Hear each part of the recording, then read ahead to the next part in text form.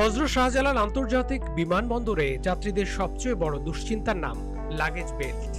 ঘন্টার পর ঘন্টা দাঁড়িয়ে থেকে লাগেজ পেলেও কখনো সেটা কাটাছেঁড়া অবস্থায় পান, হারিয়ে যায় মূল্যবান সব মালামাল। এতদিনের এই অভিযোগের ইতি হতে চলেছে।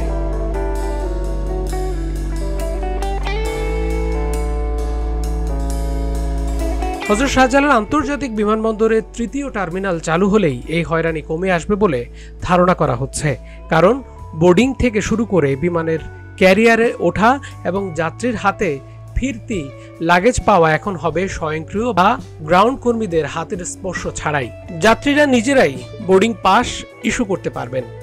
ই পাসপোর্ট সামনে ধরেই সবাই চলে যেতে পারবেন নির্দিষ্ট গন্তব্যে। আমন্ত্রণ রানওয়ে রাডারে। হযরত শাহজালাল আন্তর্জাতিক বিমানবন্দরের সুবিস্তৃত তৃতীয় টার্মিনাল।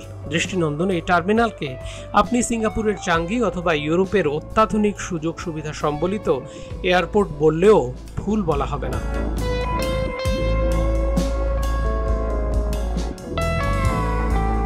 $5,42,000 বর্গ কিলোমিটারের তৃতীয় টার্মিনালটি 4 শিফটে 24 ঘন্টা পরিচালনা করার জন্য 10,000 অপারেটর ও নিরাপত্তা কর্মী প্রয়োজন। প্রায় 22,000 কোটি টাকার এত সুবিশাল এয়ারপোর্ট বহির্বিশ্বে বাংলাদেশের ভাবমূর্তি আরও বাড়িয়ে দেবে নিঃসন্দেহে। সম্প্রতি এই এয়ারপোর্টে তৃতীয় টার্মিনালের বোর্ডিং ব্রিজ ও visual docking guidance system DGGS প্রথমবার ব্যবহার করল বিমান বাংলাদেশ এয়ারলাইন্স। বছরে 16 মিলিয়ন যাত্রী ধারণের ক্ষমতা থাকবে এবং 1230টি গাড়ি পার্কিং এর ব্যবস্থা থাকবে একাধারে। এছাড়া 37টি উড়োজাহাজ পার্কিং বে থাকবে। হযরত শাহজালাল আন্তর্জাতিক বিমানবন্দরের তৃতীয় টার্মিনালের লাগেজ হ্যান্ডেলিং এর সিস্টেমটি বেশ অত্যাধুনিক এবং স্বয়ংক্রিয় হওয়ার কথা আছে।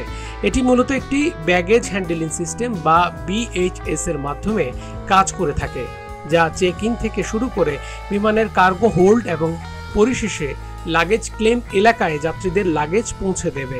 এই সিস্টেমে বিভিন্ন প্রক্রিয়া এবং চেকের মাধ্যমে লাগেজগুলো নিরাপদে এবং দ্রুত পরিবহন করা যাবে। লাগেজ হ্যান্ডেলিং এর জন্য উন্নত প্রযুক্তির স্বয়ংক্রিয় সিস্টেম ব্যবহার করা হবে, যা দ্রুত এবং ত্রুটিমুক্তভাবে লাগেজ পরিবহনে সহায়তা করবে। চেক ইন থেকে শুরু করে বিভিন্ন নিরাপত্তা চেকিং এবং কার্গো হোল্ডে লোডিং পর্যন্ত পুরো প্রক্রিয়াটি একটি সমন্বিত সিস্টেমের মাধ্যমে পরিচালিত হবে। গত বছরের 2 সেপ্টেম্বর চেন্নাইগামী ফ্লাইটের এক যাত্রীর কাছ থেকে 6,800 ইউরো অর্থাৎ বাংলাদেশি মুদ্রায় 9,10,000 টাকা চুরির অভিযোগ উঠেছিল। এই ঘটনায় 5 জনকে গ্রেফতারও করা হয়েছিল এবং পুলিশে হস্তান্তর করে বাংলাদেশ বিমান। এ কারণে লাগেজ হ্যান্ডেলিং নিয়ে নতুন করে আশায় বুক বাঁধতে শুরু করেছে যাত্রীরা। তৃতীয় টার্মিনাল চালু হলে সেই আশা অনেকটাই পূরণ হবে বলে আশা করা হচ্ছে।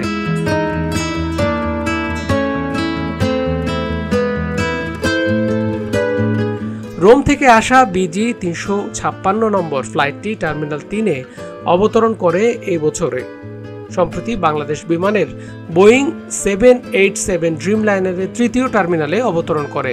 যাত্রী নামানোর পর সকাল 10টা থেকে 1টা পর্যন্ত চলমান পরীক্ষার অংশ হিসেবে GDGS বোর্ডিং ব্রিজে বাহ্যিক বিদ্যুৎ সংযোগ, শীতাতপ নিয়ন্ত্রণ ব্যবস্থা ও পানি সরবরাহ ব্যবস্থার কার্যকারিতা পরীক্ষা করা হয়।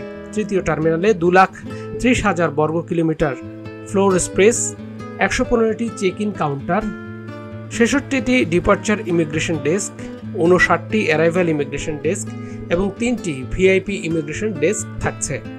বিমানবন্দরের তৃতীয় টার্মিনাল এলাকাটি খুবই সুন্দর, আধুনিক ও যুগোপযোগী। তৃতীয় টার্মিনালের কাজের অগ্রগতি হয়েছে 99.18%। চুক্তি অনুযায়ী 2020 সালের 6 এপ্রিল কাজ শুরু করে ঠিকাদার প্রতিষ্ঠান।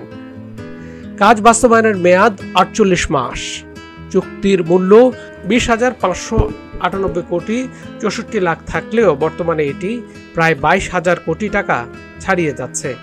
নতুন টার্মিনালে ট্রানজিট যাত্রীদের জন্য একটি বড় লাউঞ্জ রয়েছে, যা বছরে 40 লাখ যাত্রীকে সেবা দেবে। ভিআইপিদের সেবা দেওয়ার জন্য রয়েছে 3,650 বর্গ কিলোমিটার এলাকা।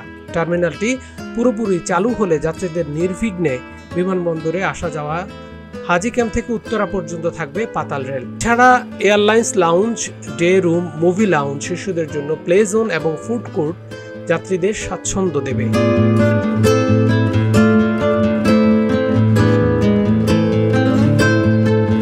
সাবেক চেয়ারম্যান কয়েকবার পরিদর্শন করলেও চালুর ব্যাপারে এক এক সময় এক এক বার্তা পাওয়া যাচ্ছে। চলতি বছর এই টার্মিনালটি চালুর আশা করা ছিল, কিন্তু আগামী বছরের যে কোনো সময় এটি চালু হতে পারে বলে জানিয়েছে সংশ্লিষ্টরা।